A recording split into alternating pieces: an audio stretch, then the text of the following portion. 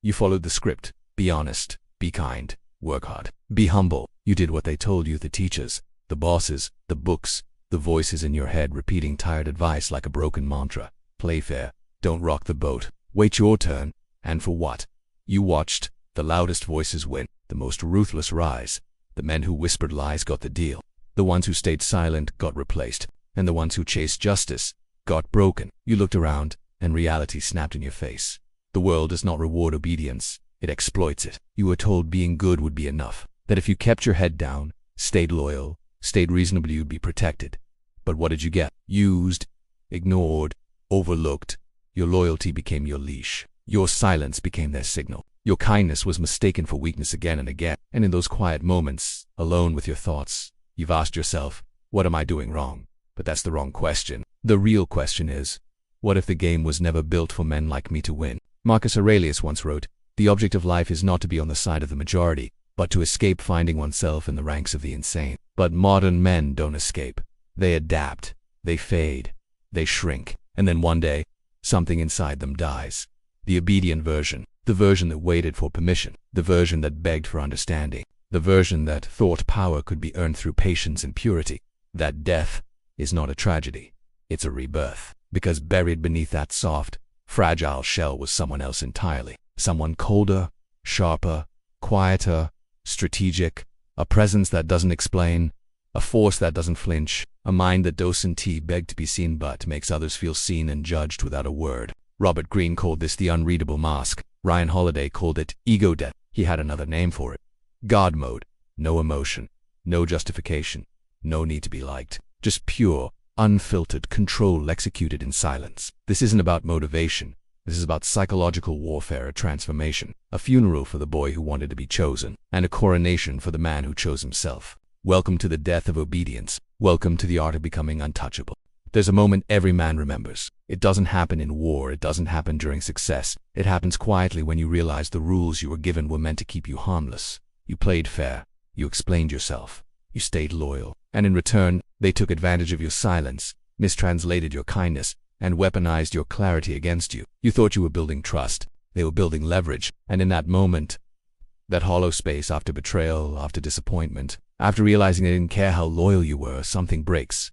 But it's not your spirit, it's your illusion. The illusion that goodness protects you, the illusion that fairness wins, the illusion that being understood somehow equals being respected. That death, that internal shattering, that's not the end, that's the beginning.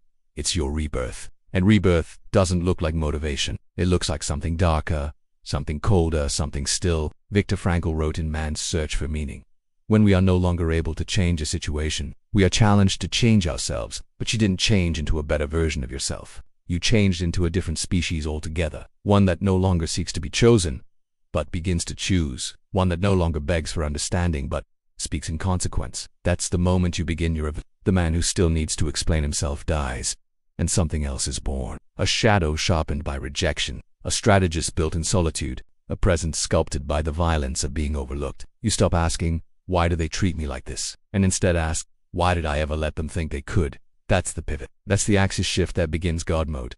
Ryan Holiday said an ego is the enemy. Impressing people is utterly different from being truly impressive. You finally stop trying to impress. You finally stop becoming inevitable. This is the funeral for your ego and the rise of your ghost. The part of you that doesn't flinch, that doesn't blink, that doesn't explain. The part that doesn't care if they understand, only that they obey. The rebirth is not into motivation, it's into strategy. And strategy doesn't feel like fire. It feels like ice. You begin to observe with surgical detachment. You stop rushing, you stop chasing, you start calculating. You no longer need to win arguments. You just need the room to fold the way you designed it to. You no longer need revenge. You just need range and the patience to let your silence reshape their behavior. This is what the laws of human nature warns you about.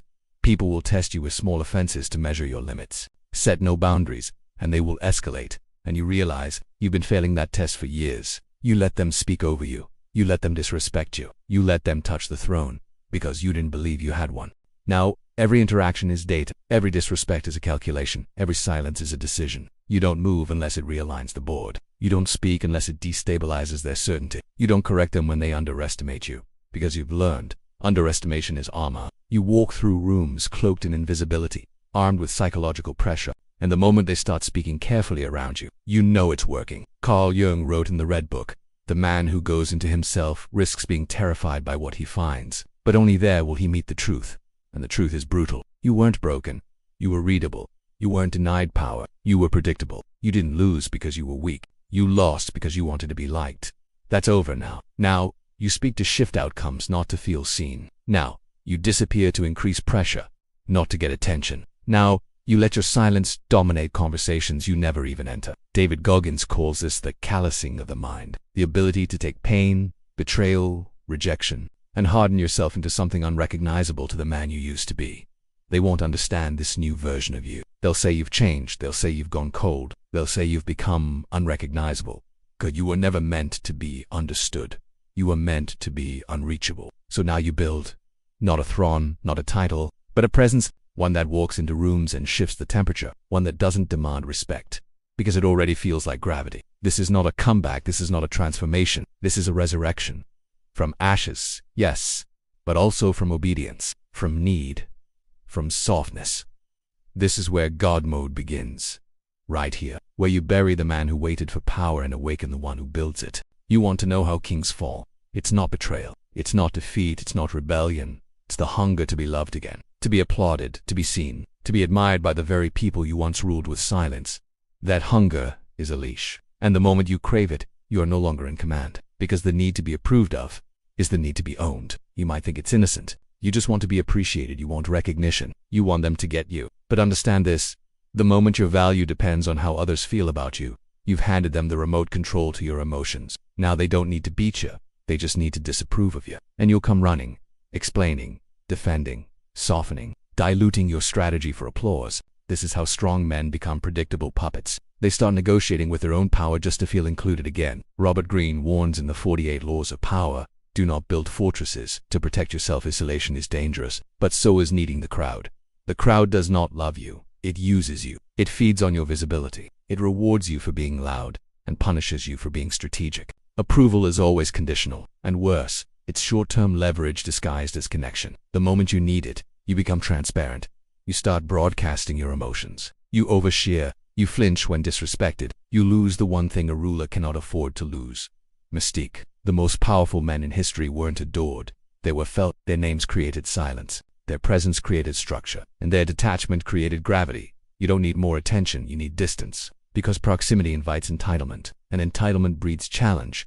But when they can't access you, they respect you. When they don't know how to reach you, they fear misunderstanding you. And when they don't know where you stand, they start checking their own posture. That's strategy, not by force, but by structure. In the status game, Will Storr explains, humans don't chase truth, we chase status. We're wired to move toward what will win us approval from the group. And the moment you understand that, you realize the world doesn't value what's right, it values what's liked. But strategy doesn't serve the crowd, it manipulates it. You don't need to be their hero. You need to be the axis they unconsciously orbit. That begins with removing your appetite for their praise. You want to test your maturity. Walk away from applause and don't explain why. Be silent when you're being misunderstood. Be still when they try to bait your image. Let them gossip, let them misread you. And watch how fast your influence expands. Because what's rare is respected, and what's distant is desired. But what's overly familiar is deep. Stephen Pressfield wrote in The War of Art, resistance will tell you anything to keep you from doing your work. It will perjure, fabricate. It will seduce you with the need to be liked. You are not here to be liked. You are not here to be validated. You are here to move the board. Not emotionally, not dramatically, but surgically. This is where strategy replaces performance. You stop showing them the steps. You start shaping the room. You enter conversations with 3 outcomes in mind. You let others talk because they reveal more. You delay gratification not because you're patient, but because you've outgrown desperation. When they don't hear from you, they begin to panic. They wonder if they've lost you. They replay your silence like a prophecy. And in their overthinking, you gain more territory. This is the art of psychological space. You give them less access, but increase your gravitational pull. Let them call you arrogant. Let them think you've distanced yourself. They don't realize that's the point. You're not being cold. You're being calculated.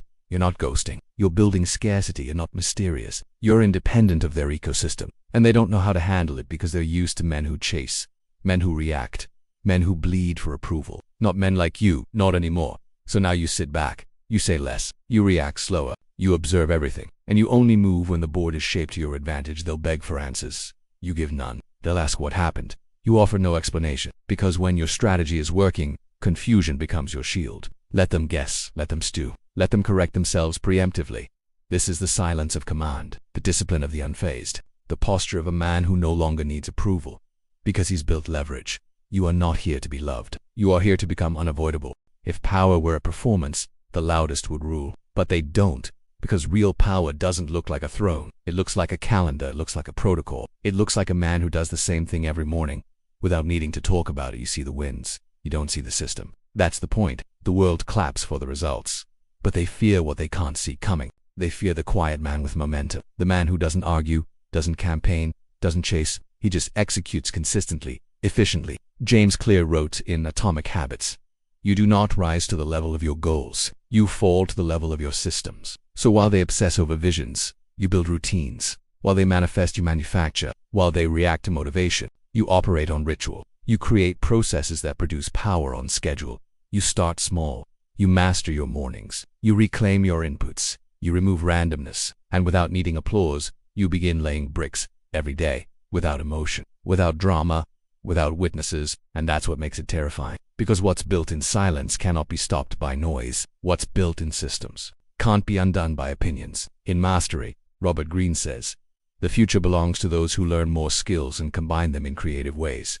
But it begins with repetition, not brilliance, not intensity. Repetition, the quiet layering of power until it becomes structural. Let them call it boring. Let them underestimate you. They're looking for spectacle. But you're building infrastructure, like a spider weaving a web no one sees until they're caught in it. Like a machine that makes outcomes look like accidents. Your habits become your engineers. Your discipline becomes your invisibility cloak. And suddenly, you're winning not because you're lucky, but because you're inevitable." John Gall wrote in the Systems Bible, "A complex system that works is invariably found to have evolved from a simple system that worked." So you stop reinventing the wheel. You start stacking small working systems. Over and over again, your diet becomes strategic. Your time becomes weaponized. Your inputs become filtered. And while others drown in stimulation and distraction, you ascend in silence and structure. You stop reacting. You start installing. You install boundaries. You install rituals. You install buffers between you and the world, until access to you feels expensive. That's your empire. Not a castle, not a crown, a living system with you as its architect and operator.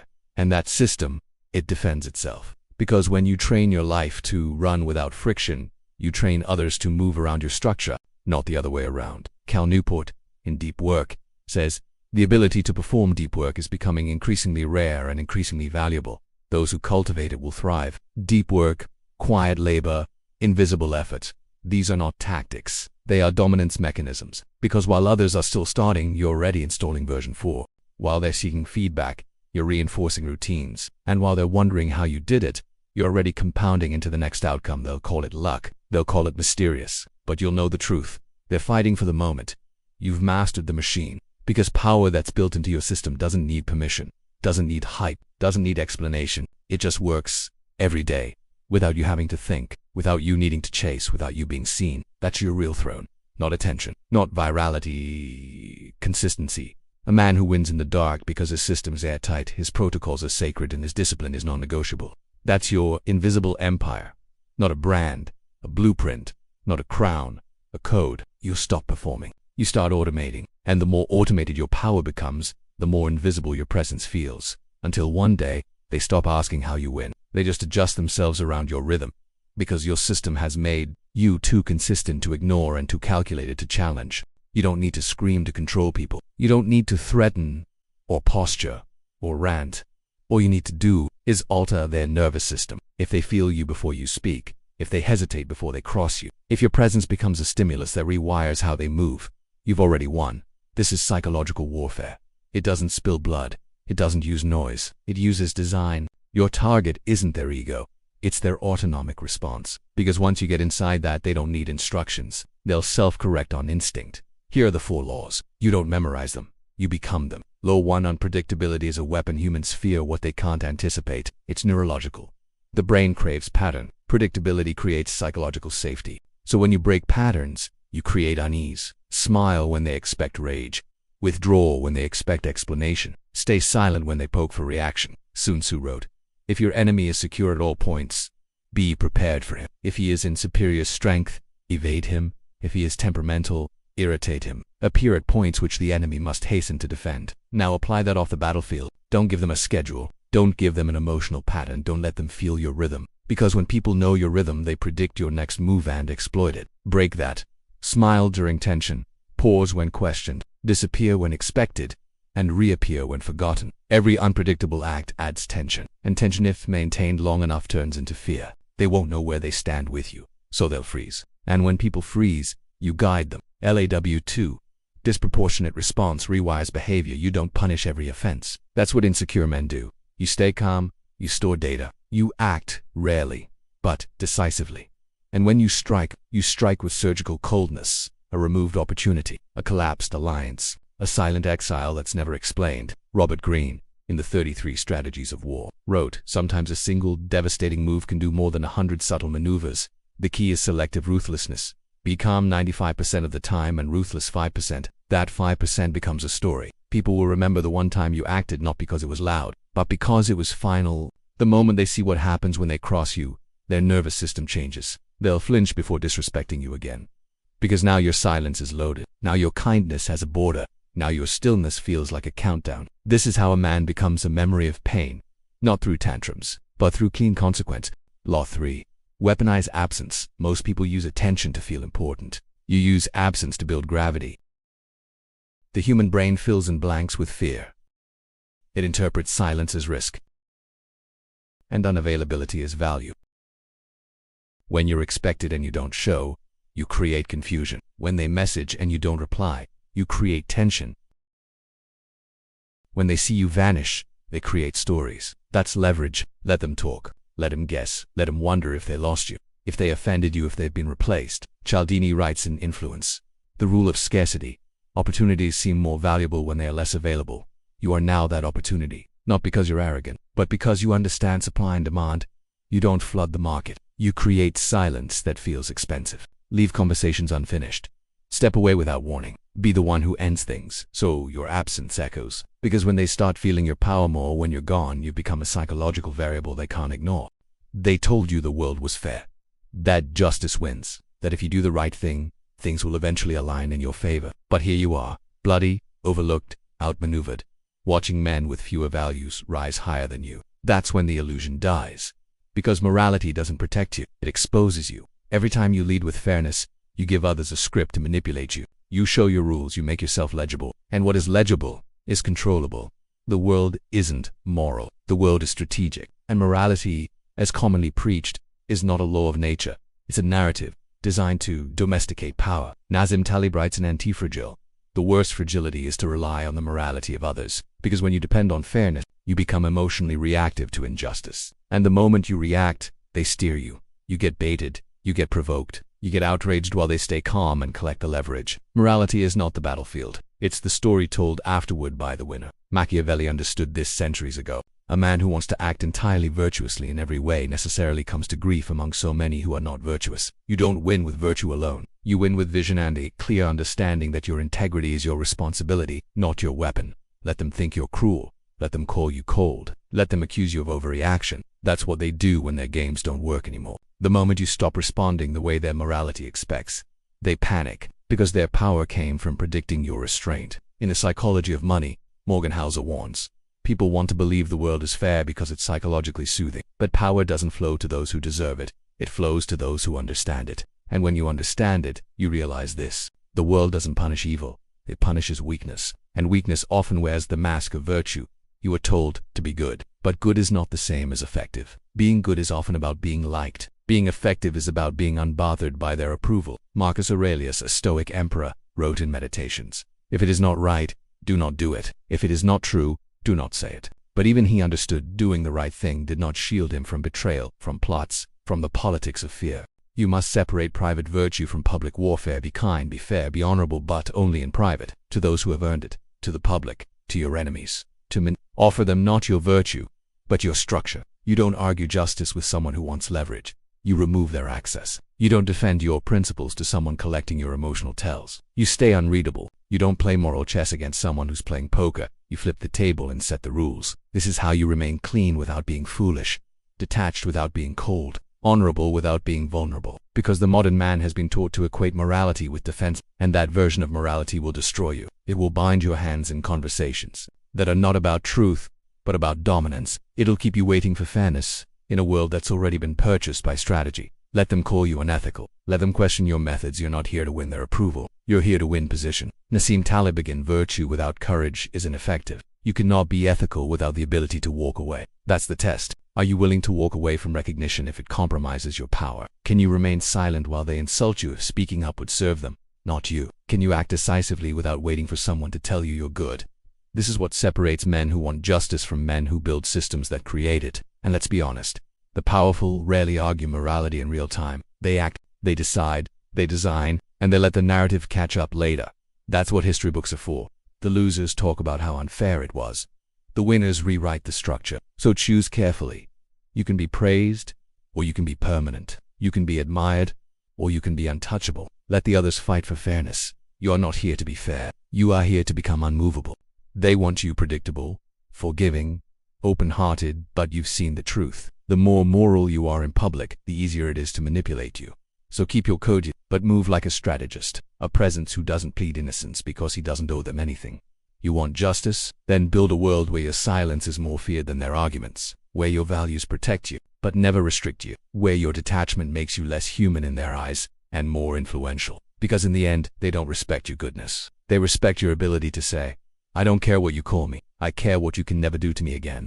There's a reason dictators are studied more than diplomats. A reason men remember their high school bully longer than their favorite teacher. A reason a single moment of fear can brand itself deeper than a lifetime of love. Because fear bypasses logic. It doesn't get stored in your memory. It gets tattooed into your nervous system. Most people think of fear as cruel, but they miss its power. Because fear isn't just a feeling, it's a currency. And if you know how to use it ethically, calmly, silently, you'll never need to repeat yourself again. David R. Hawkins writes, in Power versus Zeus, force. True power emanates from being not force. Force is temporary. Power is permanent. That's the secret. You don't create fear with rage. You create it with presence. Let me explain. The nervous system is built to survive. It scans for patterns. And when something breaks pattern, it flags it as danger. So what do you become? A break in their pattern. You show no reaction when most would explode. You disappear instead of confronting. You smile when insulted. You remain still when provoked. And now their nervous system doesn't know what to do. They expected resistance. You gave them silence. They expected emotion. You gave them analysis. They expected debate. You walked away, leaving them with themselves. And that's where fear is born. Machiavelli said, it is better to be feared than loved, if one cannot be both. But here's the nuance. You don't seek to be feared. You become non-manipulatable. And fear becomes the residue of that. You walk like a man who's lost all tolerance for disrespect. You speak like a man who no longer needs permission. You act like a man who values silence over debate, results over recognition, boundaries over approval. And people will call that intimidating, because it is. Neuroscience confirms this. The amygdala, or brain's fear center, responds not just to threats, but to the absence of expected cues. So when they expect you to respond and you don't, you create an amygdala spike. Now you're the trigger. Now your stillness feels like warning. Now your words feel like weapons. Now your boundaries feel like alarms. This is how you build your fear economy. Not by hurting, not by yelling, not by dominance, but by being the kind of man whose restraint feels more dangerous than others' rage. Because what is rarely used becomes mysterious, and what is mysterious becomes feared. You become a silent stimulus, a mirror they don't want to face again, a trigger they want to avoid activating. This is not cruelty, it's clarity. You're not punishing, you're teaching. You're teaching them how to treat you not through words, but through energy memory. They don't remember what you said. They remember how their chest tightened when they crossed a line with you. That's value. Because in this economy, fear is not violence. Fear is respect coded into the nervous system. It says, I don't need to raise my voice, I don't need to explain, I don't need to threaten. You already know what not to do around me. This is why powerful men don't repeat themselves. Why they don't overcorrect or overexplain, why they aren't constantly managing their image. They don't invest in public opinion. They invest in reputation spikes. Moments that are remembered.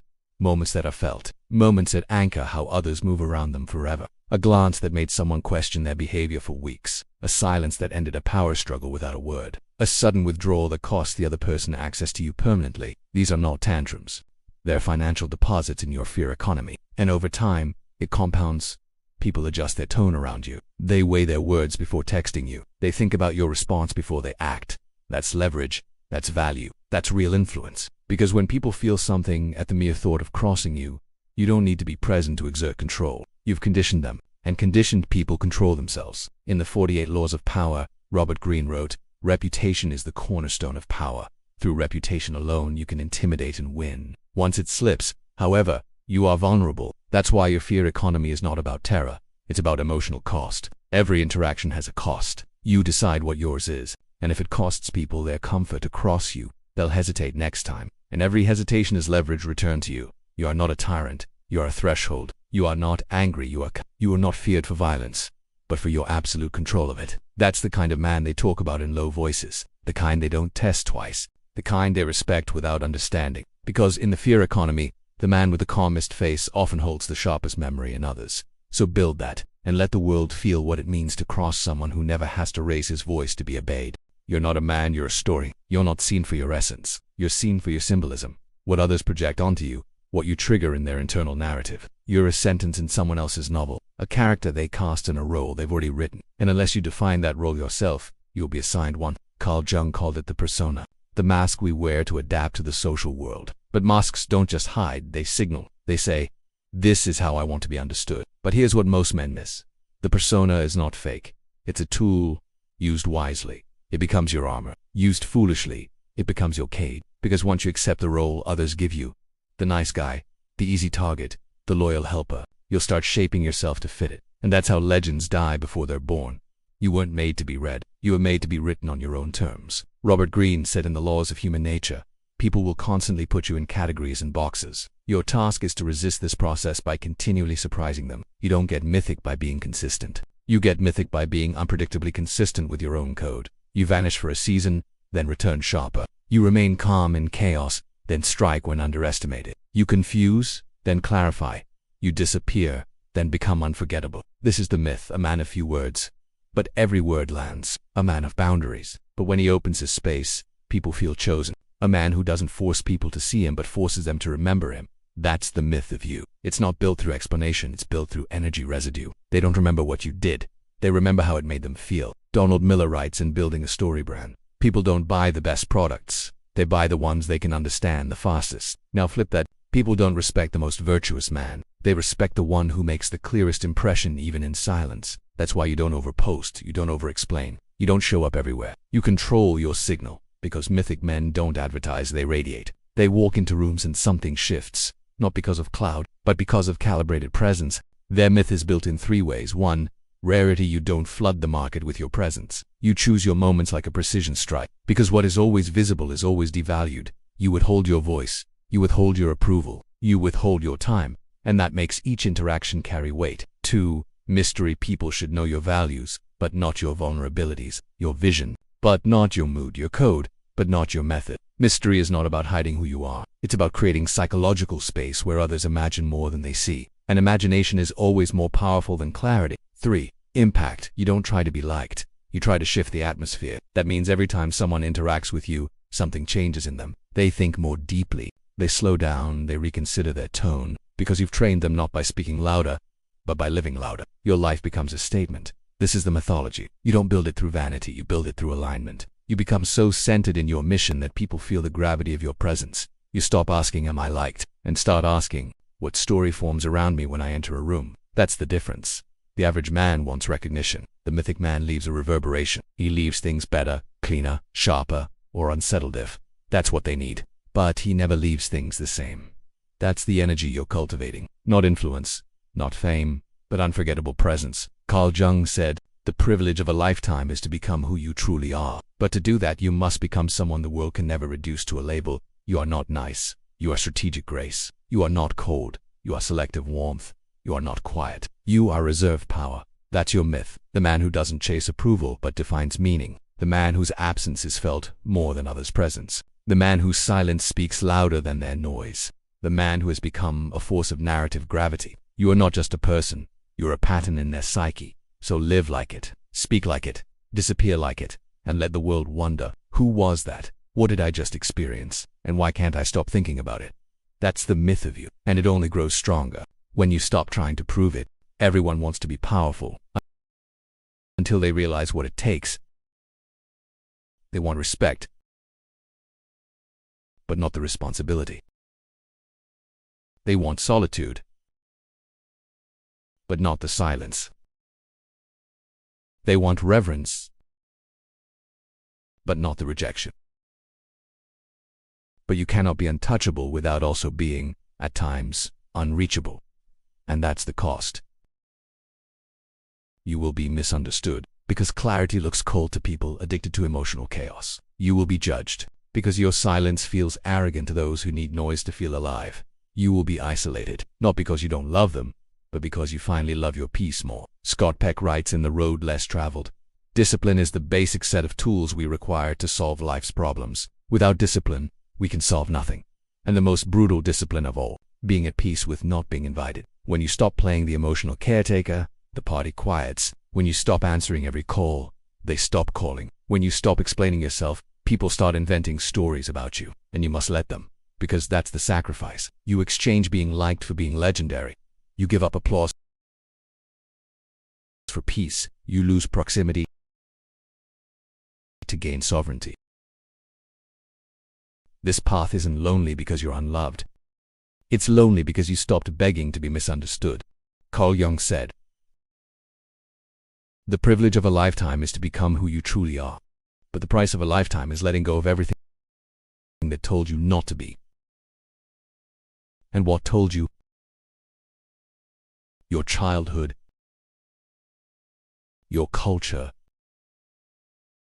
your craving for acceptance, your fear of being too much. That's your shadow. The part of you learned to reject because others couldn't handle it. But to be truly untouchable, you must turn toward your shadow and make it your ally. Brianna Weiss writes in The Mountain Is You. Your new life is going to cost you your old one. That's not poetry.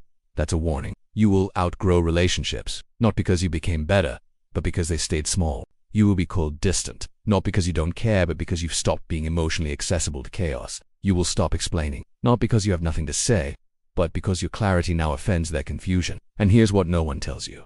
Strength repels, it inspires some, but it terrifies most, because it reflects what they have not yet become. They don't hate your power. They hate the mirror it holds to their mediocrity. So they'll test you, ghost you, mock you, try to make you feel like you're missing something, but you're not. You're just now learning what they've always feared, that freedom feels like rejection to those still in chains. That's why becoming untouchable isn't about dominance. It's about alignment with your true self. Even when it's inconvenient, even when it costs connection, even when no one claps, you stop negotiating with the parts of you that crave softness from people who only offer sharpness. You stop leaking energy into spaces where you're not valued, only used. You stop apologizing for protecting your sanity, because if you need to shrink to keep it, it's not a relationship, it's a prison. You are no longer built for captivity, not emotional, not social, not spiritual, and the world will feel that. You will enter rooms differently, not louder but firmer, not cocky but unavailable to drama, not defensive but immune to chaos. And they will ask, why are you so distant now? Why don't you reach out like you used to? Why do you seem so different? Let them ask, because if you explained it, they still wouldn't get it. You didn't rise by convincing them. You rose by releasing them. Untouchable doesn't mean emotionless. It means unavailable to guilt-based manipulation. Untouchable doesn't mean you never bend. It means you no longer break for people who refuse to bend for you. Untouchable doesn't mean you don't feel pain. It means you no longer perform it for people who wouldn't sit with yours. This is sacred power. This is the part where you stop dancing to rhythms that make you dizzy and call it love. This is the part where you become the mountain they must now climb, because you will never descend again. So ask yourself, can you be patient while they project? Can you stay quiet while they mock? Can you hold your line when everything inside you wants to be understood? Because that, not applause, not money, not fame, is what makes you untouchable. You are no longer trying to be accessible. You are no longer auditioning for belonging. You are no longer seeking mirrors. You have become the fire they see themselves in, and some will worship it, some will fear it, but none will forget it. You've walked the path. You've endured misunderstanding. You've embraced isolation. You've built silence into strength, and turned your restraint into a currency of fear. Now what? You've become untouchable. So what does it mean to be done? It means this: you no longer want to be powerful because you've become it. And when power becomes identity, not performance, you lose the urge to prove it. Marcus Aurelius said in Meditations, the best revenge is to be unlike him who performed the injury. In other words, You stop reacting, not because you don't care, but because you now operate from a higher frequency, sovereign detachment. This is the final form of power. Not force, not flexing, not influence, but indifference to chaos. You are no longer moved by opinions. You are no longer seduced by praise. You are no longer triggered by disrespect, because everything external now becomes information, not identity. You no longer seek to win the argument. You seek to win your peace. You no longer care to be understood. You care to be aligned. You don't control others. You disengage from dynamics that require you to lose yourself. That's real power, because it's sustainable. Robert Greene wrote in Mastery, "The highest form of mastery is inner mastery over your own mind and emotions." Anyone can dominate for a season, but few can maintain a posture of calm, precise presence while the world demands their reaction. That's because power, true power, isn't loud, it's not reactive, it's not rushed, it's observant. It's quietly calculating, it's eternally patient. Power is the man who doesn't flinch when insulted, who doesn't panic when abandoned, who doesn't explain when accused. Why? Because his sense of self does not come from outside validation. It comes from inner architecture. And when your self-worth is built, not borrowed, you stop fighting for space. You become the space.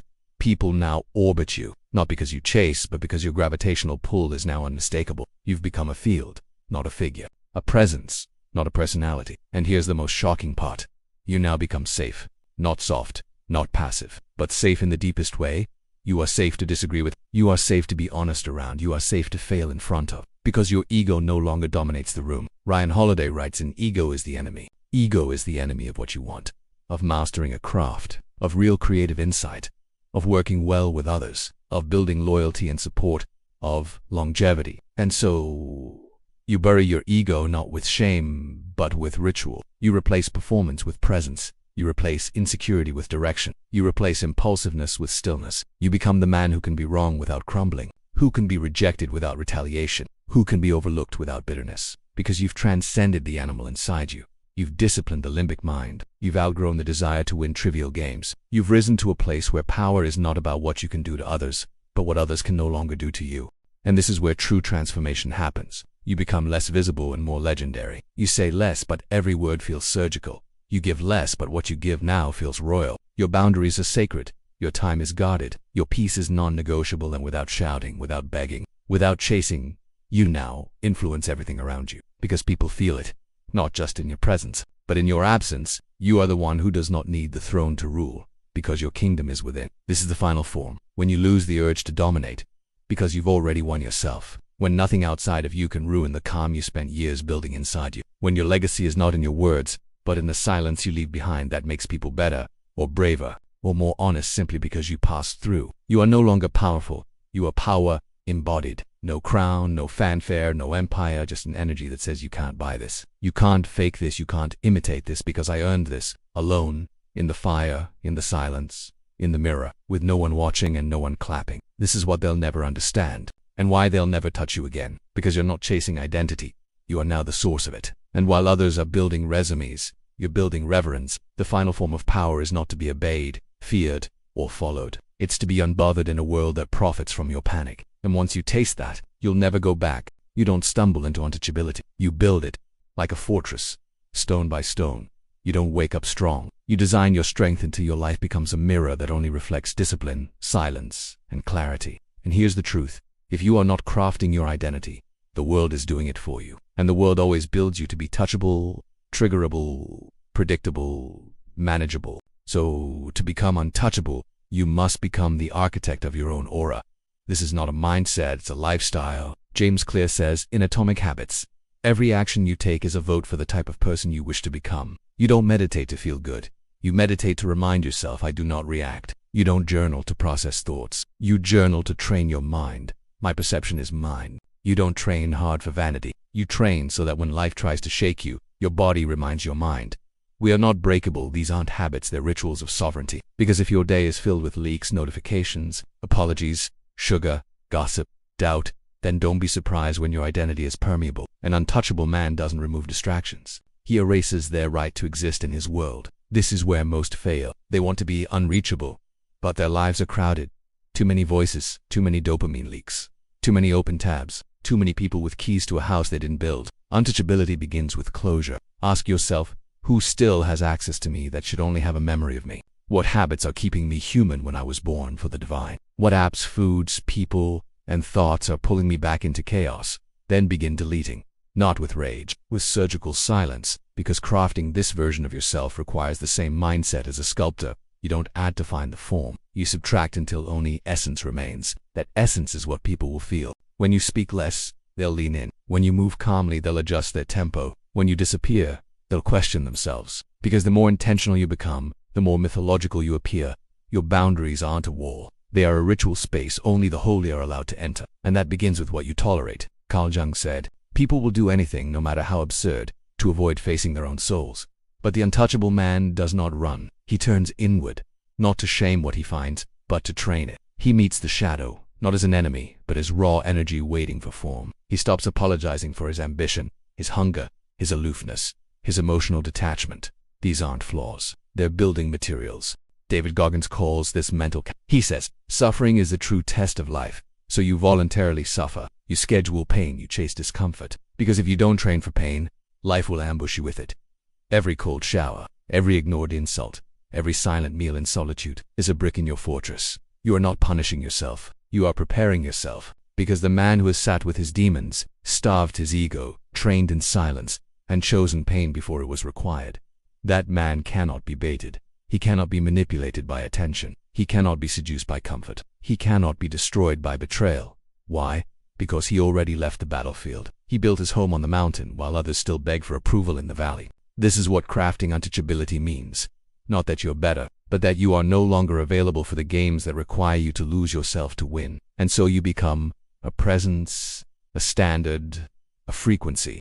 You don't try to teach people who you are. You embody who you are so relentlessly, they're either elevated by it or ejected from your world by their own discomfort. This is the new law. If someone wants access to your time, they must be calibrated to your peace. If they want access to your energy, they must match your discipline. This isn't about being cold, it's about being sacred. When you treat yourself as sacred, your life becomes a temple. Your words become scripture. Your presence becomes legend. And legends are not overexposed. They are protected. Because if everyone can touch you, you're not powerful. You're common. Crafting untouchability is about becoming uncommon by choice, by design, and by devotion. You are not simply living now. You are sculpting a myth. And no one builds a myth by asking for directions. Power is not absolute. It's relative. It's relational. It lives in the minds of others. And so, the most powerful man is not the one with the most resources, but the one who appears unshakable, even when he has nothing. Perception is the throne. And if you can shape how you are seen, you can often skip the need to fight. Machiavelli wrote, it is not necessary to be truly virtuous, only to appear so. Because image is more accessible than truth. People don't engage with who you are. They engage with the story they believe about you. And so the question is, are you directing that story? Or are you letting others write it? A man who appears calm, collected, and deeply intentional will be perceived as powerful, even if he says nothing. Why? Because the unknown always feels more powerful than the exposed. Mystery inflates your presence. Predictability shrinks it. This is why restraint is your most strategic weapon. Every time you speak with purpose, every time you withhold an opinion, every time you walk away instead of engage, you signal, I know something you don't. I possess something you can't reach. I see through you while you're still trying to decode me. This asymmetry of awareness is what creates psychological leverage. Robert Greene, in the 48 Laws of Power, calls this, control the options, get others to play with the cards you deal. That doesn't require deception. It requires intentional visibility. You don't need to be everywhere. You need to be strategically rare. The man who is always available, always explaining, always pleasing, eventually blends into the background. But the man who appears only when he chooses, with poise, with sharpness, with purpose, builds a myth around his silence. He is not just a man. He becomes a mirror. Others see in him what they want, what they fear, what they lack. And here's the secret. You don't have to change how you feel. You only have to shape how you are framed. Because people will project their deepest stories onto the person who gives them no script to read. The less you explain, the more they imagine. The more you withhold, the more they chase. This is emotionally judo, using their need for certainty against them. In communication theory, this is called Cantor's model of roles. You can move, oppose, follow, or bystand. The bystander, the one who holds position with calm observation, has disproportionate influence because they frame the meaning of the entire moment. So when you choose to become the still one, the watcher, the listener, the man who speaks after the emotion has passed, you are no longer fighting for power. You are distributing meaning. And meaning is power. It's not about being loved. It's about being sensed. People respect what they don't understand, and they fear what they cannot predict. The Stoics understood this. Marcus Aurelius said, "Be tolerant with others, but strict with yourself, because if you are loose with your image, you become public property. But if you guard your tone, your access, your time, and your words, you become a presence others adjust around, even when you're not there." That's the key. Perception lingers. Your presence may be temporary, but the way people feel around you becomes memory. So let your actions plant questions. Let your silence be the punctuation. Let your absence echo louder than your voice ever could. You are not here to be transparent. You are here to be felt, to be studied, to be remembered, to be misunderstood in purpose. Because the one who controls perception controls the pace of the room, the tone of the group, the emotional oxygen others breathe. You are not here to dominate.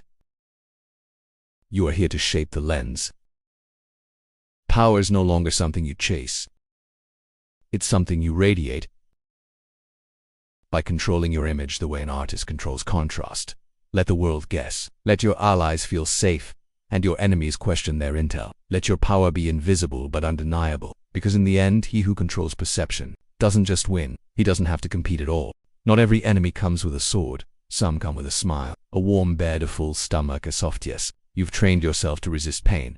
But have you trained yourself to resist comfort? Because if power is forged in pressure, then comfort is the slow erosion of the very muscle that made you feared. Seneca said, "It is not the man who has too little, but the man who craves more, who is poor." The untouchable man doesn't fear pain. He fears rotting from the inside because his world became too soft, too agreeable, too accommodating.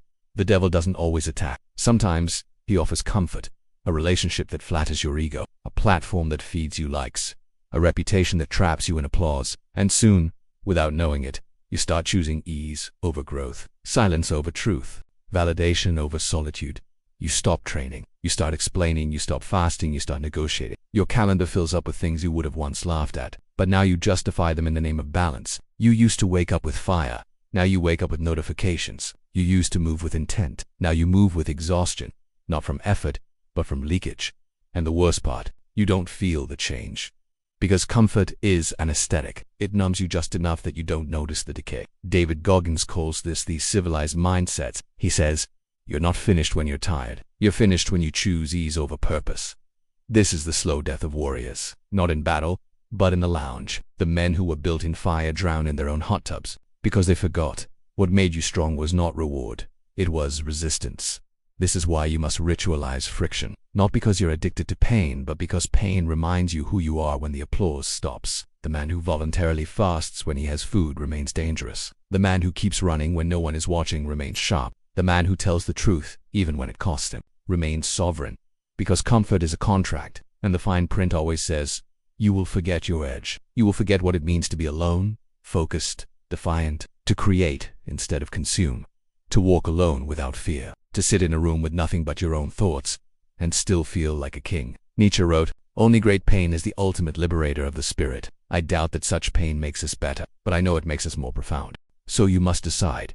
Do you want to be applauded, or do you want to be untouchable? Because applause is easy to earn when you dance for the crowd. But sovereignty, true, inner soul deep sovereignty, only comes when you refuse to be entertained. You stop chasing dopamine, you stop chasing followers, you stop chasing feeling good, and instead, you chase being ready. Because comfort lulls you to sleep right before life attacks again. It softens your instincts. It dulls your edge. It convinces you that the world is safe just long enough to make you unprepared. And the next time life hits, you either break or you smile, because you never stopped training. Even when life got easy, you chose the hard way. You carried the weight. You took the cold shower. You walked alone in silence. Not because you had to, but because you refused to let the world seduce you into weakness. The world wants you tame, predictable, comfortable, but power belongs to the man who chose discomfort while everyone else was negotiating. Not how loud you roar in pain, but how silent you stay in pleasure. So it doesn't rob you of your fire. So eat last, sleep cold, be misunderstood, go further than you have to, speak less than you want to, do more than they expect. Refuse the shortcut, refuse the soft yes, refuse the golden cage. Because comfort is the most seductive prison, and it comes with a mattress. But you weren't made for comfort, you were made for command. There is a moment in every warrior's journey when the fight becomes boring. Not because you've lost passion, but because passion alone is no longer efficient. You've become too dangerous to keep fighting in chaos, so you begin to design. This is where the transition happens from the warrior to the architect. From one who battles to one who orchestrates. From fire to form. Because real power isn't loud. It's systemic. It runs on predictable rhythm. It compounds without your attention. It works while you sleep. The most untouchable men in history weren't emotional titans. They were engineers of influence. Sun Tzu said, "Victorious warriors win first and then go to war, while defeated warriors go to war first and then seek to win." So ask yourself, are you reacting to life, or are you pre-writing its moves? The untouchable man doesn't just master his emotions. He designs environments where his mission thrives and distraction dies. Jocko Willink calls this extreme ownership. If you're blaming others, you're giving them control. The cold architect eliminates blame because he owns the architecture. He sets the rules. He controls the inputs. He builds systems that don't require constant fire, just quiet fuel. Your calendar is not a list of meetings, it's a battle map. Your morning routine is not it's strategic programming. Your silence is not passivity, it's positioning. Every choice becomes a signal. Every routine becomes a ritual. Every connection becomes a leverage point. And that's the difference. The average man tries to stay consistent with motivation. The architect stays consistent with design. His habits are not optional. They are non-negotiables coded into the very structure of his day. His energy is not reactive. It's budgeted. His emotions don't explode. They are channeled like electricity through copper wire. He does not rely on spontaneity. He relies on architecture.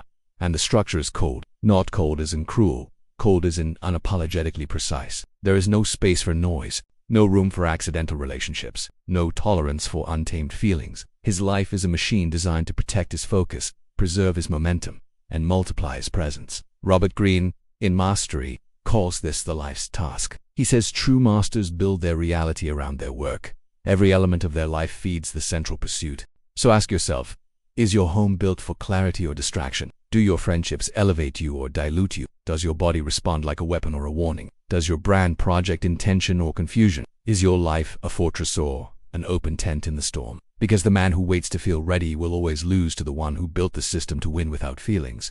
This is how cold architects move. They build systems to replace willpower. They build rituals to outlast emotion. They build automations to scale their presence. They build layers: identity, network, capital, mystique, until they're operating on 5 fronts simultaneously with one face. They are not everywhere. They are precisely placed. They are not everything. They are irreplaceable in one thing. They are not chasing opportunity.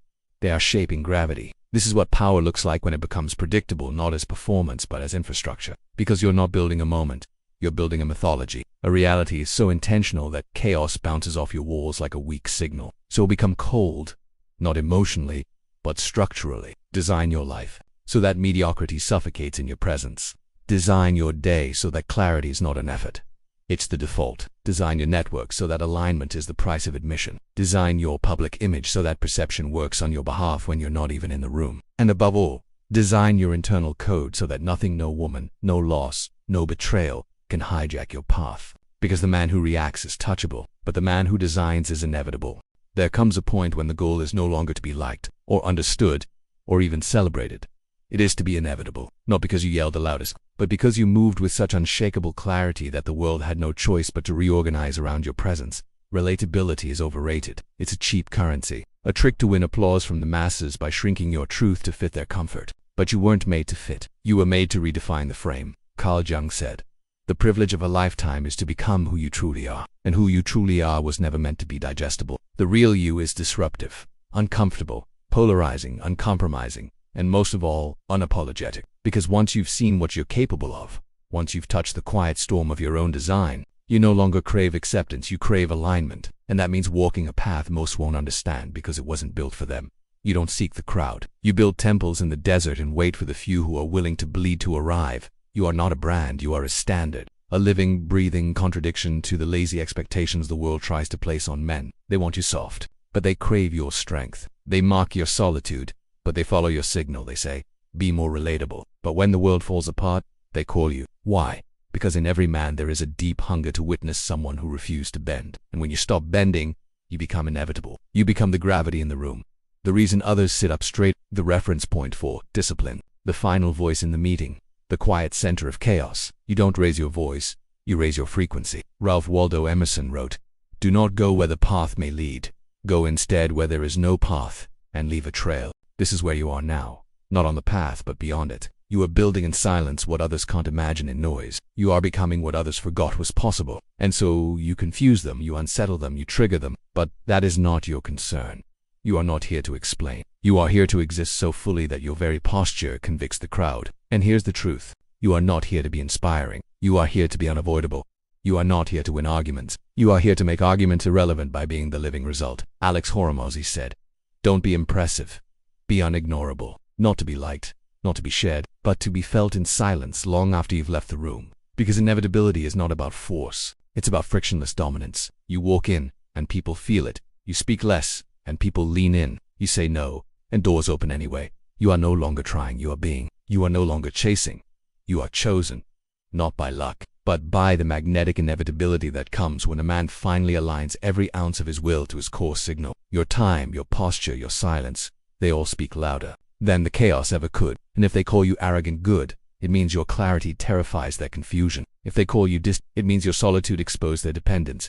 If they call you cold, it means your precision burned their comfort. Let them talk, because your results are louder than their gossip. Your rituals are louder than their distractions. Your silence is louder than their validation. You are not a spectacle. You are a standard, a line in the sand, a presence that reorders the space. You do not explain, you do not beg, you do not lower, you build, you move, you endure. And when the world tries to ignore you, you outlast them because power isn't fast. Power is inevitable. You didn't become this by accident, you chose it. Not once, but daily, in silence, in resistance, in relentless design. You burned the boy. You buried the noise. You rejected the script. And now, you stand alone, not in isolation, but in clarity. This is not arrogance. It is arrival. You no longer chase freedom. You embody it. You no longer crave validation. You exude conviction. You no longer ask, "What should I do?"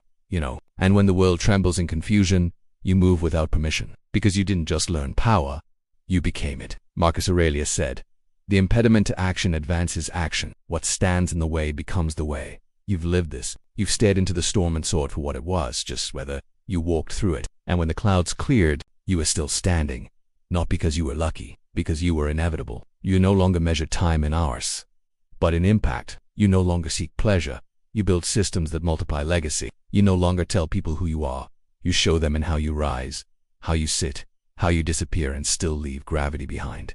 This is what God mode is. Not divinity, but sovereignty. Not magic, but complete internal command. You are not the hero of their story. You are the signal that it's time for them to write a better one. You are not a man who speaks loudly. You are a man whose presence alters tempo. You used to ask, "Will they notice me?" Now the question is, what will they become in my presence? You used to wonder, do I have value? Now you protect your time like a lion guards den. You used to crave love. Now you become it. Structured, selective, sacred. This is not a costume. This is not a phase. This is your final form. And you earned it. In the cold, in the noise, in the silence, in the mornings no one saw, in the nights you kept building after others stopped believing. You did not just rise. You ascended. You outlasted criticism. You outgrew comfort. You outmaneuvered chaos. And now, You are the axis, the one, the standard, the exception. You are not chasing goals. You are enforcing reality. Because God mode isn't about control over others, it's about perfect harmony within yourself. Where the voice is silent, the path is simple, and the results speak louder than ever. So breathe, stand tall, move light. You've built the code. You've embodied the edge. You've become the system. And when they ask, how did you do it? You just smile. Because the answer is not in words. It's in the way your eyes don't flinch. It's in the way your presence ends doubt. It's in the way the world rearranges itself in your silence. Congratulations. Welcome to God mode.